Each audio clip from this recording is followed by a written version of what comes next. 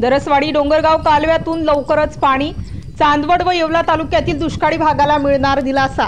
राज्याचे अन्न, नागरी पुरवठा व ग्राहक संरक्षण मंत्री छगन भुजबळ यांचा ड्रीम प्रोजेक्ट असलेल्या मांजरपाडा प्रकल्पातून दरसवाडी धरण ओव्हरफ्लो झाले आहे। राष्ट्रवादी काँग्रेस पार्टीचे ज्येष्ठ नेते अंबादास बनकर यांच्या हस्ते जलपूजन करण्यात येऊन दरसवाडी कालव्याचे गेट उघडण्यात आले असून दरसवाडी डोंगरगाव कालव्यातून येवल्याच्या दिशेने पाणी प्रवाहित झाले आहे।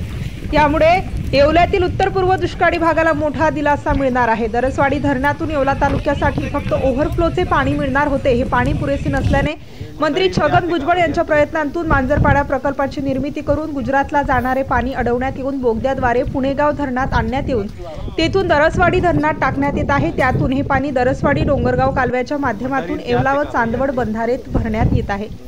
दरसवाडी ते डोंगरगाव या दरम्यान काँक्रिटीकरण अधिक झाले असल्याने पाणी कमीत कमी वेळेत डोंगरगाव येथे पोहोचले। या पाण्यामुळे चांदवड व येवला तालुक्यातील दुष्काळी भागाचा सिंचनाचा प्रश्न सुटणार आहे। त्यामुळे शेतकरी वर्गात आनंदाचे उत्सवाचे वातावरण आहे। स्टार न्यूज साठी मोहसिन पठाण, नाशिक।